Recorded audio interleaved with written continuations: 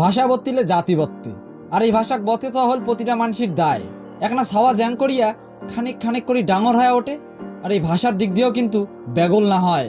দিনকে দিন ডাঙর হবাদ হচ্ছে ভাষা। গুণী মানুষের ঘর কবিতা, গল্প, নাটক, গান, প্রবন্ধ ও নানান ভাষা হাতে অনুবাদ, নানান নাকানে লেখালেখি করিয়া এই ভাষার মান অন্য মাত্রা নিয়ে যাওয়ার হচ্ছে।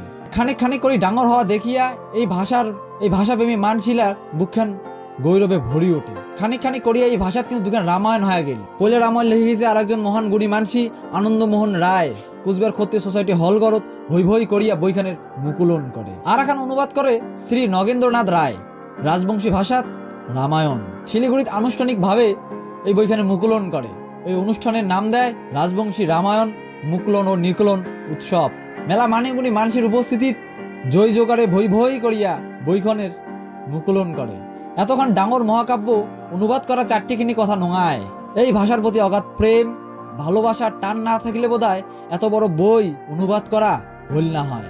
যে মানুষটা গাভুর বয়স হাতে নিজের কর্মজীবন শিক্ষকতার সাথত কত হ্যাটা নামা উঁচে নিচা মধ্য দিয়া একাধারে সাহিত্য চর্চা করি যাওয়া, ৭-এর দশকে করি যাওয়া পত্রিকা পোহাতিয়া তারা লিখে গেছে রাজবংশী বাংলা ভাষাত নানান বই, অনুবাদ করে গেছে রাজবংশী বাংলাত নানান বই। শ্রী শ্রী গীতা আই এই বইখানে কিন্তু রাজবংশী ভাষাত অনুবাদ ইমরাই করে। ওই যে শুরু হয়েছে সাহিত্য চর্চা, আজও কিন্তু একেধারে চলছে।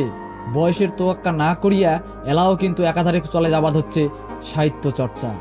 লেখি যাবার চেয়ে কত বই, কত অনুবাদ। ইমার সাহিত্য চর্চা করে যাওয়া দেখিয়া ভারত সরকার দিছে ইমাক সম্মান ও পুরস্কার, পদ্মশ্রী পুরস্কার। পশ্চিমবঙ্গ সরকারটা হাতে পাইছে শিক্ষা রত্ন।